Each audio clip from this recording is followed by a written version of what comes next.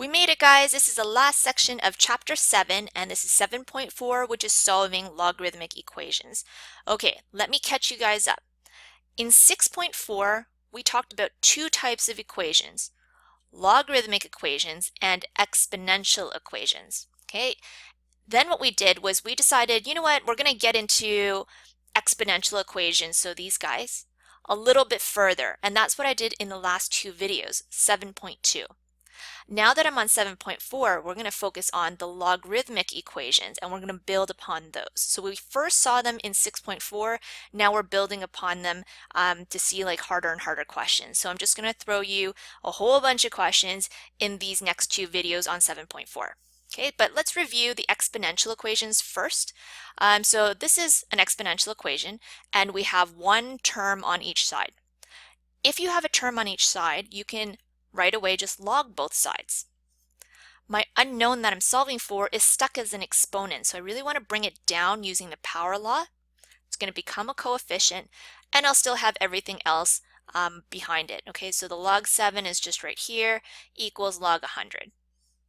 One method that I used a lot in my last video is I decided to take this guy and multiply it in. You can definitely do that if you want, or you can always just divide the log 7 out on both sides. Okay, so I'm going to get x plus 2 by itself on the left now, and the log 7 has traveled to the denominator of the other side. I want x by itself, so let's get rid of that plus 2 and bring it to the other side as a minus 2. This is our final answer. You could always calculate that with a calculator, but a lot of times your teacher is going to want you to leave it as is. It just looks a lot prettier than a decimal. So if you had taken this log 7 and multiplied it into the bracket, you would have gotten the same answer. It would have been maybe in a different form, but it is the same answer. Okay? So let's just go over a little bit of a review. We just tackled this type of question in the warm-up, and it was an exponential equation, which means we would apply a logarithm to each of the sides because both of them have a single term on each of the sides of the equal sign. Now what we're going to focus on in this video is logarithmic equations, where you actually see a log. Now what we could do is we can always change it to exponential form to help us solve for x. So remember how you go like base to the power of the exponent is equal to the answer. So we rewrite it like this in exponential form. Then we can actually solve for x. We do this when we have, usually, you can recognize that you have a log on one side and you have like a constant on the other side, okay? Usually one term on each side. Also recall any of these laws that we can, they can come into effect when you're doing these types of questions. So I know to use them usually when I see several logs and then I see a plus or a minus in between. Plus the logs actually have the same base. Then I'll start to use any of these laws to kind of combine the logs together. The power law is a little bit different in that we usually just take the exponent down. If my x is in the exponent and I just take it down to the front as a coefficient, it makes things a little bit easier to solve. Okay, so we'll keep that in mind. We will probably be seeing some of these types of questions as well. The last thing that we didn't really talk about too much, but it is fairly straightforward, is if you have one term on each side of the equal sign, they both have logs, they both have the same base, shouldn't that mean, or shouldn't that indicate that this m and this n should be the same as well? We can use this type of knowledge to also solve questions, okay? So you'll see a combination of all these lessons together, and really we're not learning anything new. We're just going to use everything like all at once. Okay, so let's check out some examples. Example number 1, A and B.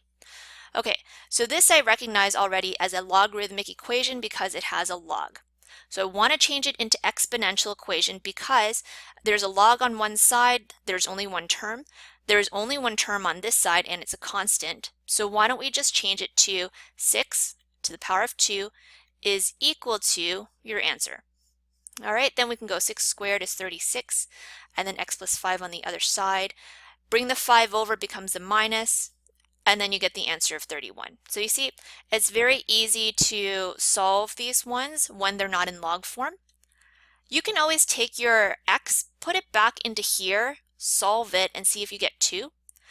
But one thing you always have to keep in mind is remember that we don't want extraneous roots. You will see extraneous roots sometimes, and you always have to be aware of that.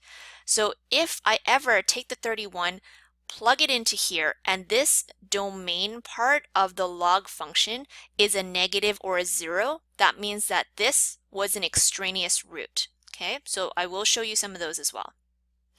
The next question, all right, check it out. You got logs on both sides. This is one term and one term, okay? Do you notice that the log 3 and the log 3 are very similar? So doesn't that mean that this part and this part should be the same?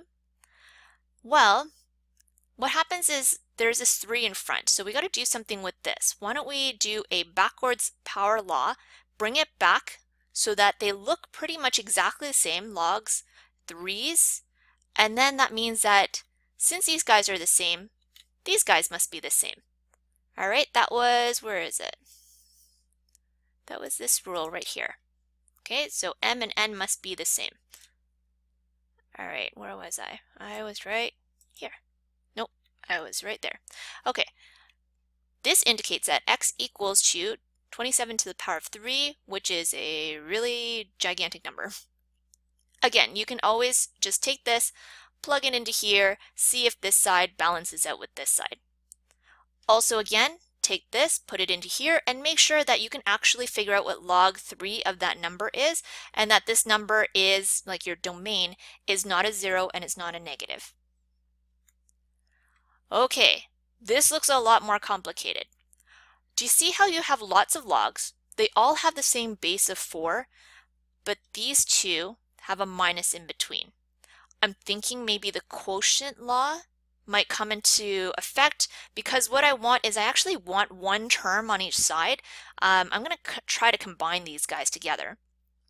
So let's do a backwards power law on any coefficients, because I want the logs to have a 1 in front of them. Okay, it might look something like this. This guy stays the same. This becomes an exponent onto the 6, and this guy stays the same as well.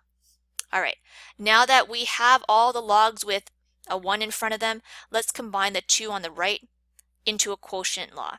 Okay, so here's your 4, and then quotient law says this is going to be the numerator and the 3 is going to be your denominator. So I like that. I have 1 log on each side. I simplified this a little bit and it actually gave me a really nice number of 12. Do you notice now how if you have one term on each side, they almost look exactly identical? So these logs are the same, which means these guys must be the same. That indicates that x is equal to 12. Let's see if that makes sense. So let's do our check. Take the 12, put it back into the x. Can you actually take log 4 of 12?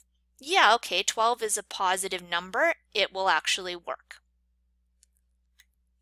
So this is the last example that we're going to do in this video, and it is looking super complicated. But fortunately, all the logs seem to have the same base. So they all have a base of 8, which means we might be able to combine some of them so that we have less logs. I want 1 log on each side of the equal sign. So there is 1 log on this side, but there's like 2 on this side.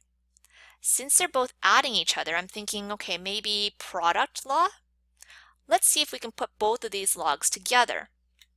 Okay, so I'm going to keep the right side the same and combine these guys using the product law. That means the log 8 is going to stay, and the product law dictates that I'm going to take this guy, I'm going to multiply this guy, and that's going to be the new domain that's combined together. You can always simplify that a little bit by expanding, like you can take the x's and multiply them, and then the x and the 2 and multiply them. All right, so this is looking a lot cleaner. There's less brackets.